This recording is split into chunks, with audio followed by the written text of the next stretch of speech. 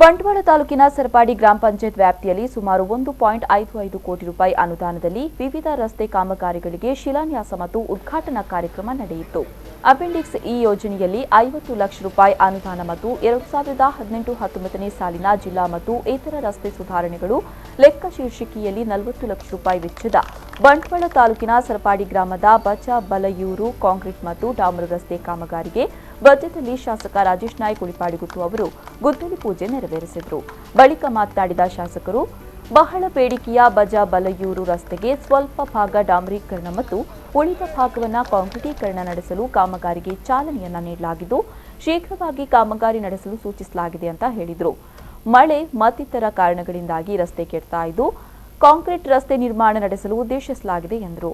ಜನರ ಬಹುದಿನದ ಒಂದು ಬೇಡಿಕೆ ಇತ್ತು, ಇಲ್ಲಿ ಮಾರ್ಗ ಆಗಬೇಕು ಅಂತ.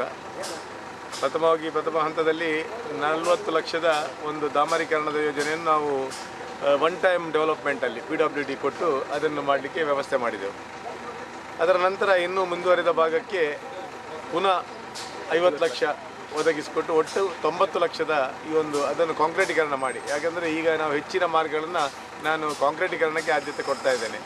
ಕಾಂಕ್ರೀಟೀಕರಣ ಅಂದರೆ ಒಂದು ಪರ್ಮನೆಂಟ್ ಸೊಲ್ಯೂಷನ್, ಅದೊಂದು 10-20 ವರ್ಷಗಳಿಗೆ ಗಟ್ಟಿಯಾಗಿ ನಿಲ್ಲುವಂಥ ರಸ್ತೆ, ಭಾಳಷ್ಟು ಮಳೆ ಬೀಳುವ ಪ್ರದೇಶ ಆದ್ದರಿಂದ ನಾವು ಹೆಚ್ಚಿನ ಮಾರ್ಗಕ್ಕೆ ಅದರ ನೆಕ್ಸ್ಟ್ ಅದರ್ ಪಾರ್ಟ್ ಅಂದರೆ ಅರ್ಧದ ನಂತರ 50 ಲಕ್ಷದ ಕಾಂಕ್ರೀಟೀಕರಣಕ್ಕೆ ನಾವು ಒತ್ತು ನೀಡಿದ್ದೇವೆ.